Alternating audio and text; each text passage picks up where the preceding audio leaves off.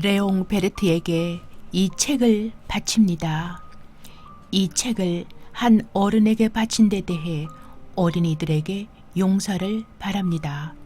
나에게는 그럴 만한 중요한 이유가 있습니다. 그것은 무엇보다도 그 사람은 이 세상에서 나와 가장 친한 친구이기 때문입니다. 그리고 또 다른 이유가 있습니다. 그는 무엇이든지 알아들을 수 있으며 어린이를 위한 책까지도 이해할 줄 안다는 것입니다. 세 번째 이유는 그는 프랑스에서 살고 있는데 그곳에서 추위와 굶주림에 떨고 있다는 사실입니다. 그는 위로받아야 할 처지에 있는 것입니다.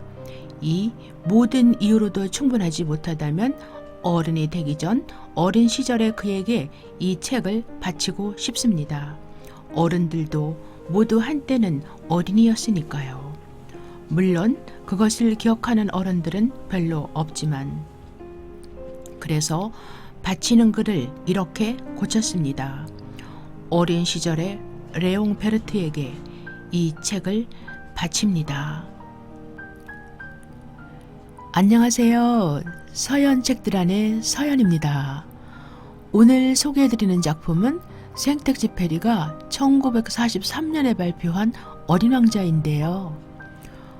어린 날에 맑게 빛나는 영혼을 지녔던 지구 위의 모든 사람들과 어린이들을 사랑했던 생텍쥐페리의 따스한 마음이 담겨 있습니다. 이 세상에서 가장 아름답고 감동적인 동화 어린 왕자를 만나보실까요? 내가 6살 때였다.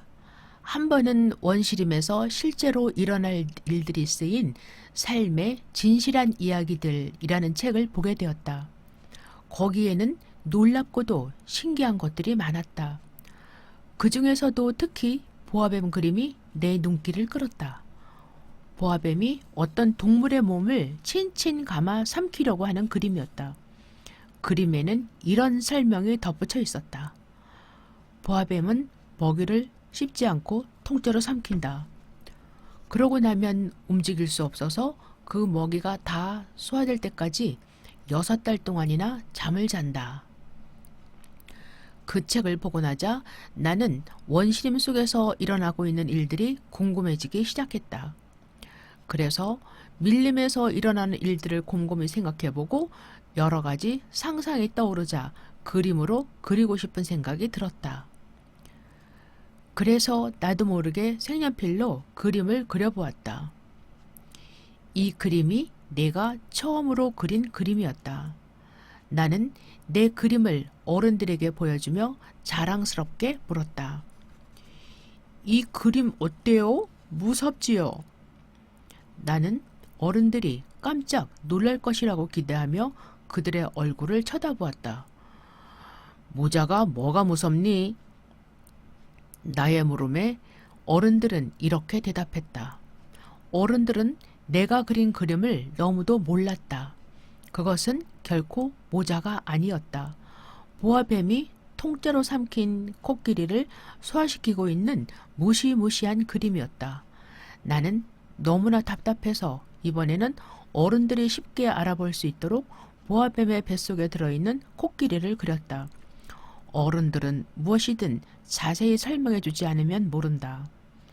이것이 내가 두 번째로 그린 그림이었다. 그러자 내 그림을 본 어른들은 이번에는 대뜸 이렇게 말하는 것이었다. 속이 보이거나 말거나 보아뱀 그림 따위는 집어치우고 차라리 지리나 역사, 국어나 수학 같은 공부를 열심히 해라. 너한테는 그것이 더 좋을 거다. 이런 말들은 내 장래에 커다란 영향을 미쳤다.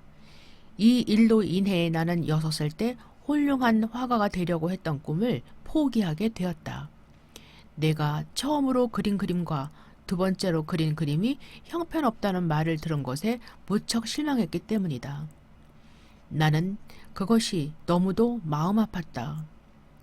어른들은 혼자서는 아무것도 이해하지 못한다. 그래서 어른들에게는 이것은 이렇고 저것은 저렇다고 자세히 설명을 해주어야 한다. 하지만 그것이 어린이들로서는 여간 힘들고 귀찮은 일이 아니다. 그림 그리는 것에 실망을 느낀 나는 하는 수 없이 다른 직업을 선택했다. 나는 비행기 조종하는 것을 배웠다. 비행기 조종사가 된 나는 닥치는 대로 날아다녔다. 안 다녀본 곳이 거의 없을 정도로 세계 여러 곳을 가보았다. 그런 나에게 지리 공부는 실제로 많은 도움이 되었다. 처음 가보고서도 그곳이 중국인지 미국의 애리조나인지 척 구별할 수 있었다. 특히 밤중에 길을 잃었을 때는 지리 공부를 해둔 것이 큰 도움이 되었다. 나는 조종사로서 살아오는 동안 많은 사람들과 사귀게 되었다. 오랫동안 어른들과 생활하면서 나는 여러 가지로 어른들의 성격을 알게 되었다. 그들을 아주 가까이서 지켜보았기 때문이다. 그렇다고 해서 어른들에 대한 생각이 내 어릴 때와 아주 달라진 것은 아니다. 나는 내가 그린 첫 번째 그림을 늘 지니고 다니다가 현명해 보이는 사람을 만나면 보여주곤 했다. 정말로 그 사람이 나의 첫 번째 그림을 이해할 수 있는 사람인지 알아보고 싶었기 때문이다. 하지만 대답은 언제나 내 기대에 어긋났다. 근사한 모자로군. 사람들은 한결같이 이렇게 말했다. 그런 말을 들을 때마다 나는 왠지 슬퍼져서 원시림 이야기도 보아뱀 이야기도 별에 관한 이야기도 꺼내지 않았다.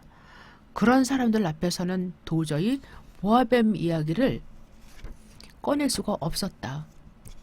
내 이야기를 듣고는 오히려 나를 정신이 이상한 사람으로 여길 테니까 말이다.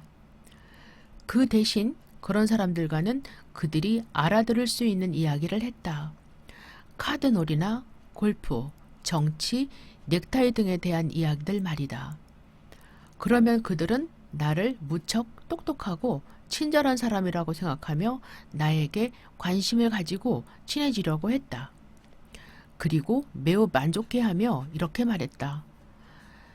당신은 상식이 무척 풍부한 사람이군요.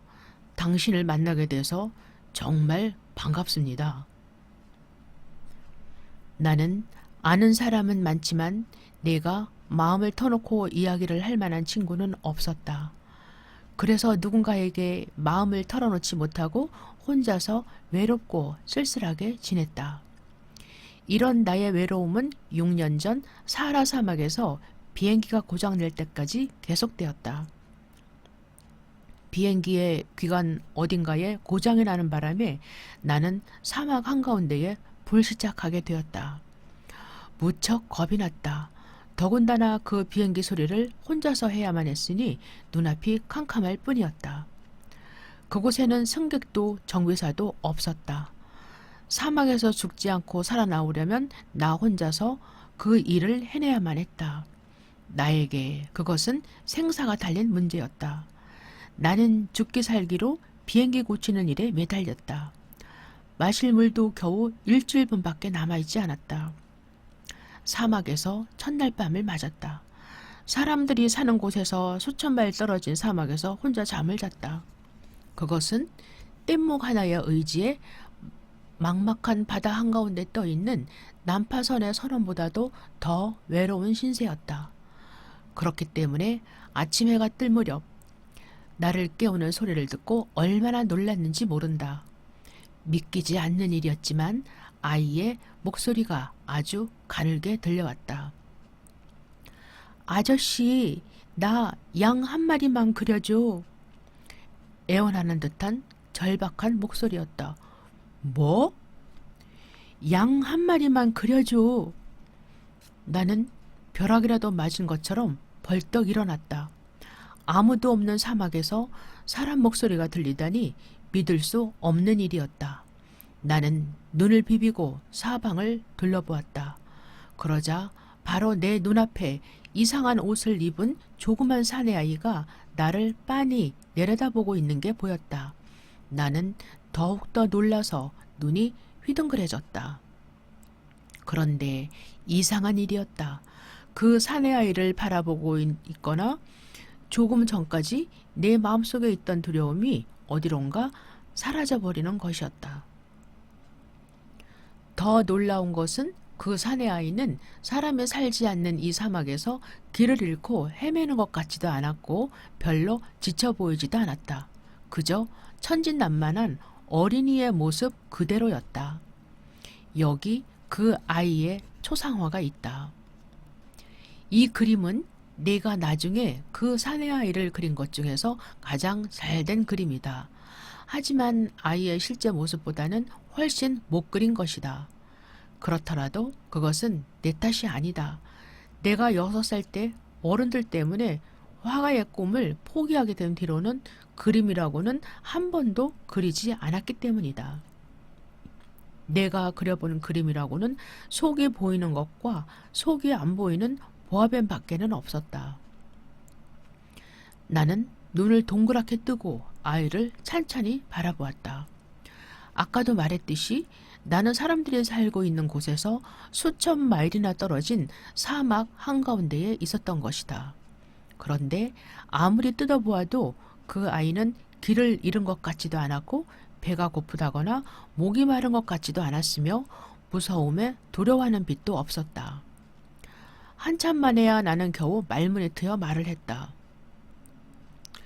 그런데 너 지금 여기서 뭐 하고 있니? 그러자 아이는 중요한 일이기나 한 것처럼 조금 전의 말을 다시 한번 되풀이했다. 아저씨, 내게 양 한 마리만 그려줘. 누구라도 이상한 일을 당하게 되면 그것을 거역할 수 없다. 그때 내가 바로 그랬다. 사람들이 살고 있는 곳으로부터 수천 마일이나 떨어져 당장 죽을지도 모르는 상황인데 양이나 그리고 있는 것은 너무도 엉뚱하고 이상한 일이었다. 그러나 나는 그 아이의 진지한 눈빛에 이끌려 주머니에서 종이와 만년필을 꺼냈다. 그렇게 준비는 했지만 막상 그림을 그릴 수가 없었다. 그 순간 나는 지리와 역사 그리고 국어와 수학 공부밖에 하지 않은 게 생각나서 기분이 좀 언짢았다. 나는 그림을 그릴 줄 몰라. 나는 퉁명스럽게 말했다. 괜찮아. 양 한 마리만 그려줘. 아이는 내 말에 상관하지 않고 계속 졸라댔다. 나는 어떻게 해야 할지 알 수 없었다. 양을 그릴 줄 모르는데 아이는 자꾸만 양을 그려달라고 조르니 말이다. 그래서 할 수 없이 내가 그려보았던 2가지 그림 중 하나를 그려주었다. 보아뱀이 코끼리를 삼키고 있는 속이 보이지 않는 그림이었다. 내가 그림을 보여주자 아이는 놀랍게도 이렇게 말하는 것이었다. 아니야, 아니야. 뱀은 싫어. 내가 언제 코끼리를 삼킨 보아뱀을 그려달랬어? 보아뱀은 아주 위험해. 그리고 큰 코끼리는 너무 거추장스러워. 자리를 많이 차지하기 때문에 함께 지낼 수 없단 말이야. 내가 사는 곳은 아주 작아. 그러니까 조그맣고 귀여운 양을 그려줘. 아이는 별다른 표정을 짓지 않고 말했지만 나는 놀라지 않을 수 없었다. 수많은 사람이 모두 모자를 그린 것으로 알았던 내 그림을 그 아이는 보아뱀으로 보았기 때문이다.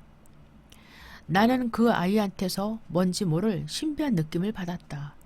나는 다시 서툴게 양을 그렸다. 아이는 양 그림을 자세히 들여다보더니 말했다. 아니야, 이 양은 병들었잖아. 다른 양을 그려줘. 나는 다시 양을 그리기 시작했다.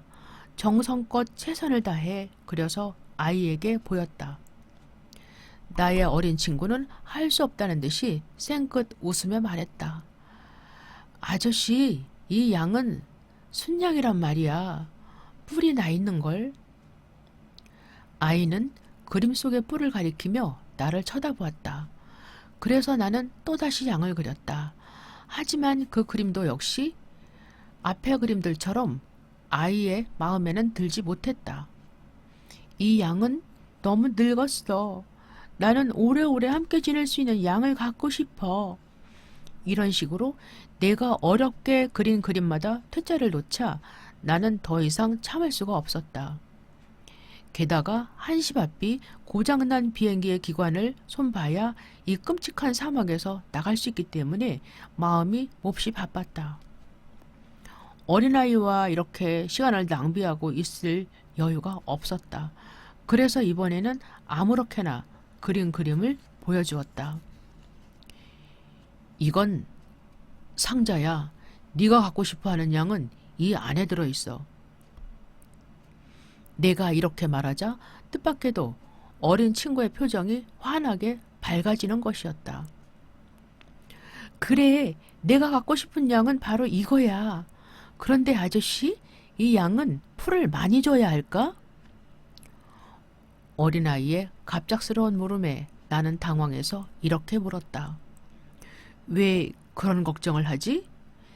난 아주 작은 곳에서 사니까. 아이는 슬픈 표정을 지으며 나를 쳐다보았다. 걱정하지 않아도 돼. 이 양도 아주 작으니까.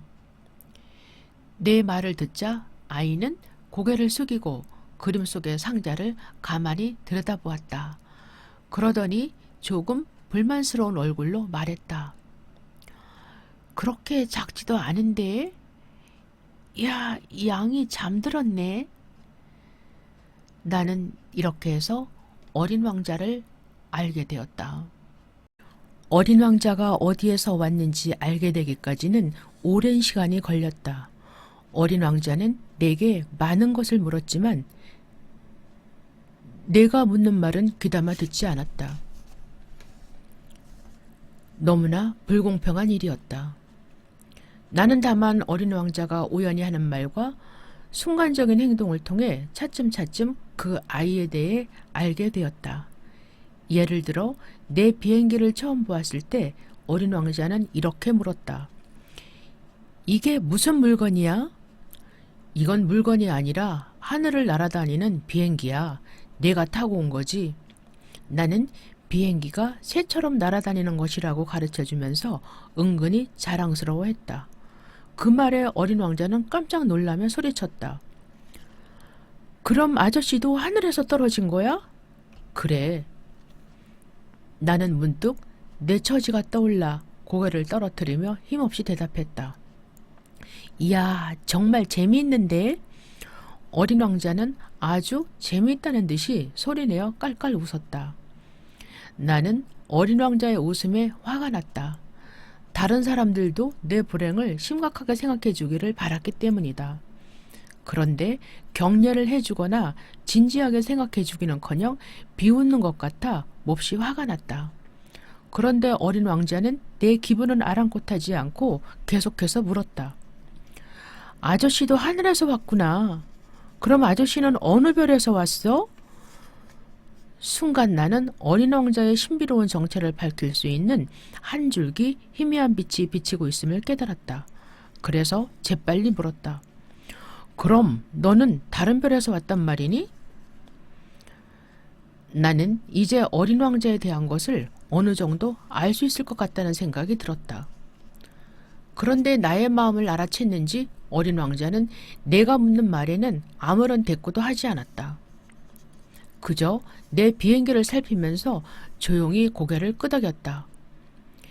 이걸 타고 왔다면 그리 멀리서 온 것은 아니겠는걸? 어린 왕자는 고개를 숙이고 한참 동안 생각에 잠겼다. 그리고 나서는 내가 그려준 양 그림을 꺼내어 무슨 보물이나 되는 듯이 가만히 들여다보았다. 다른 별에 대한 이야기가 나온 김에 나는 여러 가지 궁금한 것을 물어보고 싶어 참을 수가 없었다. 그래서 이것저것 질문을 해보았다. 넌 어디서 왔니? 네가 사는 곳은 어디야? 내가 그려준 양을 어디로 데려가려고 하는 거니? 어린 왕자는 내가 묻는 말에는 대답하지 않고 묵묵히 듣고만 있었다. 그리고 한참이나 곰곰이 생각하더니 이렇게 말했다. 잘 됐어. 아저씨가 그려준 상자는 여러 가지로 사용할 수 있겠어. 밤엔 양의 집으로 쓰면 좋겠어. 그럼 그렇고 말고 네가 착하게 말 잘 들으면 고삐랑 말뚝도 그려줄 테니 낮에는 끈으로 양을 메어두렴. 하지만 어린 왕자는 내 말이 마음에 들지 않았는지 언짢은 표정으로 말했다. 양을 메어둔다고? 참 이상한 생각을 하네. 하지만 메어두지 않으면 아무데나 돌아다니다가 길을 잃을지도 몰라. 내 말에 어린 왕자는 깔깔대며 웃는 것이었다. 가긴 어디로 간다는 거야? 어디든지 그냥 자꾸자꾸 앞으로 가겠지? 그러자 어린 왕자는 웃음을 거두고 진지하게 말했다. 괜찮아. 내가 사는 곳은 아주 작으니까. 어린 왕자는 조금 서글픈 표정이 되어 덧붙여 말했다. 앞으로 가봐야 그렇게 멀리 갈 수도 없어. 이렇게 해서 나는 또 하나의 중요한 사실을 알게 되었다. 어린 왕자가 살던 별은 겨우 집 한 채보다 클까 말까 하다는 것이었다. 그러나 나는 그리 놀라지 않았다. 왜냐하면 우주에는 지구, 목성, 화성, 금성처럼 사람들이 이름을 붙여놓은 큰 별들 이외에도 너무 작아서 천체 망원경으로도 잘 보이지 않는 별이 수없이 많다는 사실을 알고 있었기 때문이었다. 천문학자들은 그런 조그만 별을 하나 찾아내면 이름 대신 번호를 붙여주었다. 헤아릴 수 없이 많은 별에게 일일이 이름을 붙여주자면 한이 없기 때문이다. 가령 소행성 제3251호라는 식으로 말이다. 나는 어린 왕자가 살던 별이 소행성 B612호가 아닐까 하고 생각했다. 그 별은 1909년 터키의 어느 천문학자가 망원경으로 단 한 번 본 적이 있는 별이다. 이 천문학자는 국제천문학회에서 자신이 발견한 별을 멋들어지게 증명했지만 아무도 믿지 않았다. 그 이유는 그가 낡은 터키 옷을 입고 있었기 때문이었다. 어른들이란 늘 이런 식이다. 입고 있는 옷이 뭐 그리 중요하다고 진실까지 옷으로 판단한단 말인가? 그런데 소행성 B612호의 명예를 회복할 수 있는 일이 생겼다. 터키의 한 독재자가 모든 국민에게 양복을 입으라고 명령을 내린 것이다. 게다가 양복을 입지 않는 사람은 사형에 처하겠다고 엄포를 놓았다. 그 천문학자는 1920년에 다시 국제천문학회에 참석했다. 이번에는 아주 멋있는 새 양복을 입고 그 별에 대해 자신이 주장했던 것을 다시 증명해 보였다. 그러자 이번에는 회의에 참석한 모든 사람이 그의 의견을 받아들였다.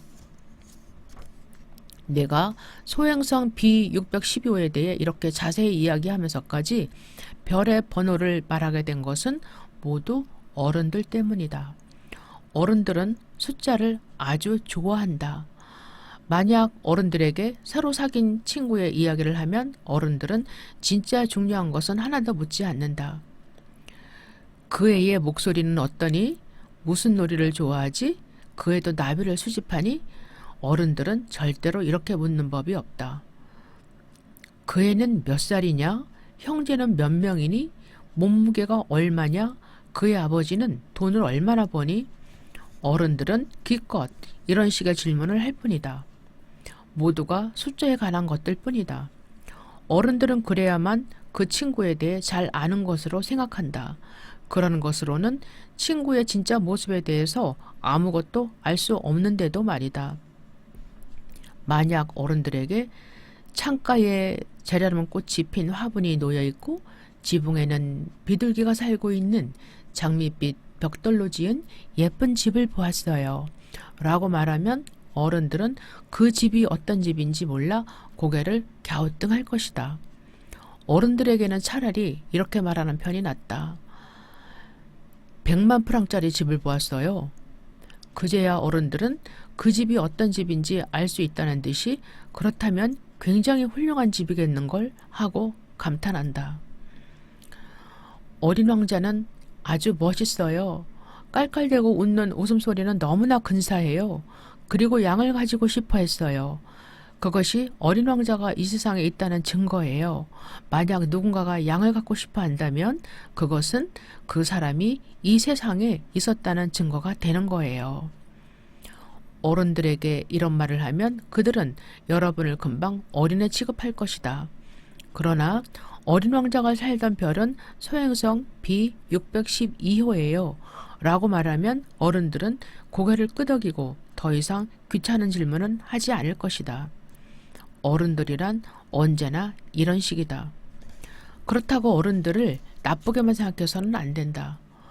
어린이들은 그건 어른들에게 아주 너그러워야 한다. 물론 인생을 이해하고 있는 사람들은 숫자 같은 건 대수롭지 않게 여긴다.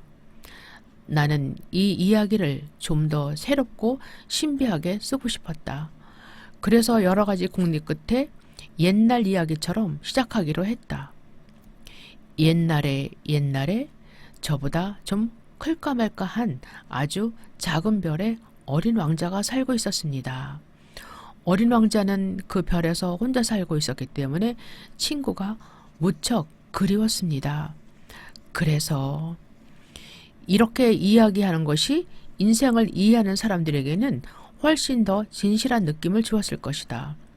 왜냐하면 나는 사람들이 이 책을 가볍게 읽어버리는 것을 원하지 않기 때문이다. 어린 왕자와의 추억을 이야기하려니까 슬픔이 먼저 밀려온다. 내 친구 어린 왕자가 양을 가지고 떠나간 지도 벌써 6년이나 되었다. 내가 이렇게 어린 왕자의 이야기를 하는 것은 그를 잊지 않기 위해서이다. 친구를 잊는다는 것은 무척 슬픈 일이다. 누구나 다 참된 친구를 갖는 것은 아니기 때문에 더욱 그렇다. 내가 만약 어린 왕자를 잊어버린다면 나도 이제는 숫자에만 관심을 갖는 어린이 되고 말 것이다. 내가 그림 물감과 연필을 산 것도 바로 이런 이유 때문이다. 내가 6살 때 속이 들여다보이는 보아뱀과 속이 보이지 않는 보아뱀의 그림을 그린 이후 아직까지 그림이라고는 그려본 적이 없는 내가 지금 다시 그림을 그린다는 것은 너무나 어려운 일이다. 물론 나는 어린 왕자의 원래 모습에 가깝게 그리려고 노력하겠지만 그림이 잘 그려질지는 자신할 수 없다. 내가 그림을 괜찮게 그릴 수도 있겠지만 못 그릴 수도 있다. 또 여러 장 그렸을 때 모양이 다 다를지도 모른다. 어린 왕자의 키가 좀 클 수도 있고 작을 수도 있다. 옷 색깔 역시 여러 가지로 다를 수 있다. 물론 옷 모양도 다를 수 있다. 이렇게 저렇게 더듬거리다 보면 중요한 부분을 잘못 그릴 수도 있다. 눈이 찌그러질 수도 있고 입이나 귀가 실제보다 크게 그려질 수도 있다. 내가 그림을 못 그리더라도 여러분이 너그럽게 이해해 주길 바란다. 내 친구인 어린 왕자는 자기 자신에 대해 자세히 설명해 주지 않았다. 그것은 내가 자기와 같은 줄 알았기 때문일 것이다.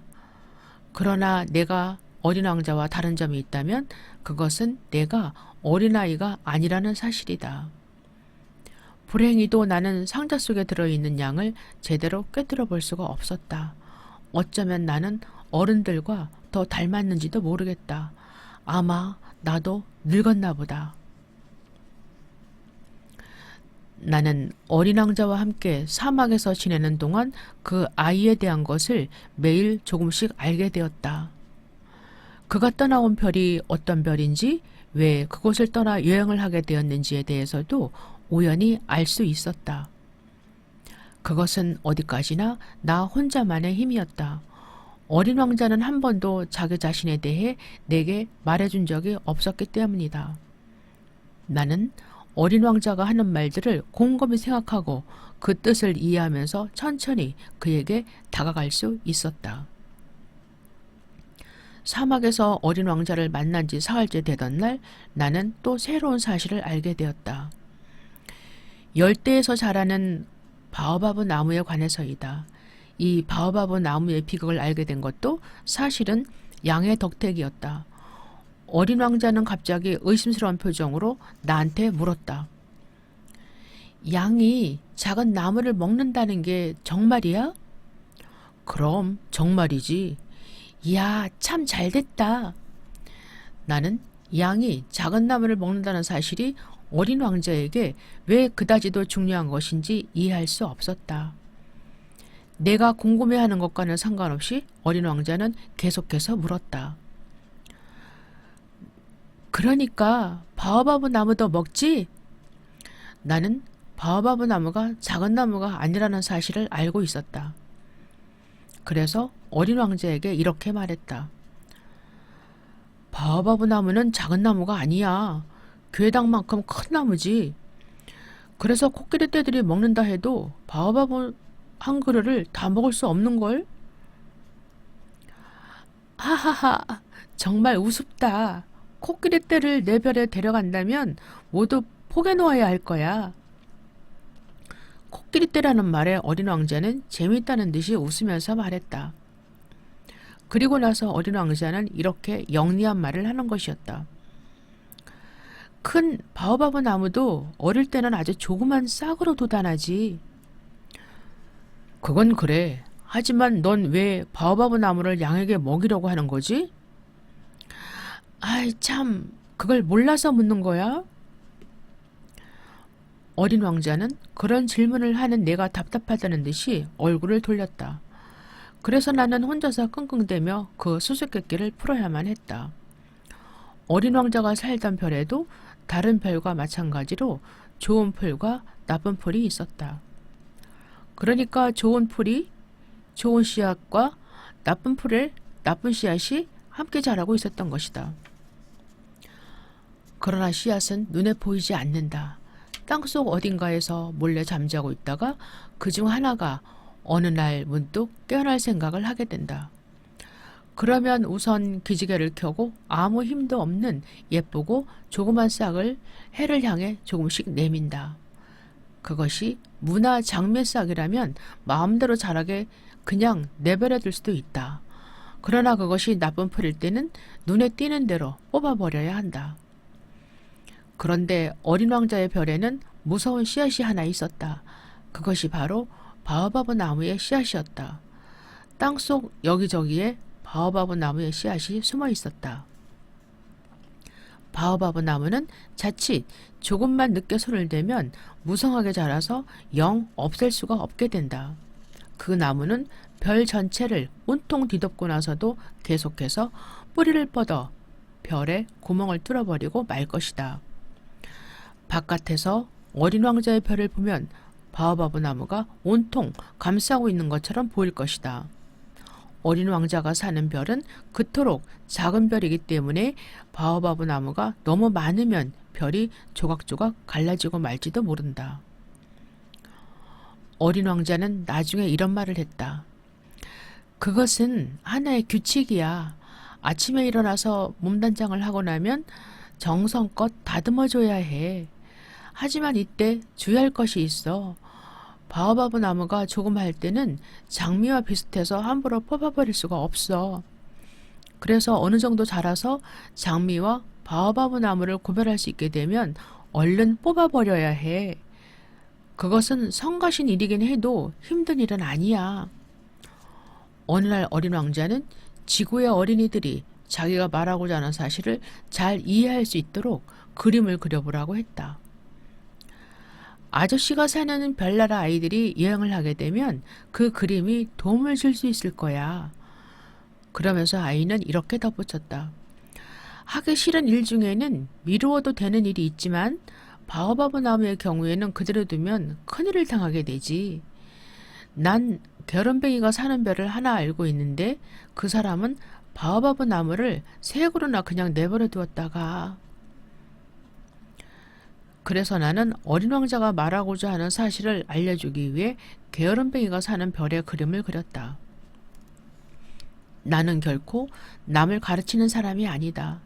남을 가르친다는 것은 아무나 할 수 있는 일이 아니기 때문이다. 하지만 이것만큼은 꼭 알려주고 싶다. 왜냐하면 바오바브 나무가 얼마나 위험한지 사람들은 잘 모르고 있고 또 길을 잃어 바오바브 나무가 무성하게 자란 곳에 가게 되면 너무나 위험하기 때문이다. 혹시 소행성을 여행하게 되는 친구들이 있다면 이렇게 말하고 싶다. 모두 바오바브 나무를 조심하세요. 나는 바오바브 나무가 얼마나 위험한지 오랫동안 몰랐던 나 같은 사람들을 위해 이 그림을 정말 정성껏 그렸다. 여러분은 이렇게 생각할 것이다. 이 책에서는 이 그림이 가장 잘 그려진 것 같아. 여기에 대한 대답은 아주 간단하다. 나는 다른 그림들도 열심히 그렸다. 하지만 다른 그림보다 이 그림을 그릴 때 더 많은 노력을 기울였다. 그 이유는 아마 바오바브 나무에서 느꼈던 위험이 나도 모르는 사이에 이 그림을 더 열심히 그리게 했기 때문일 것이다.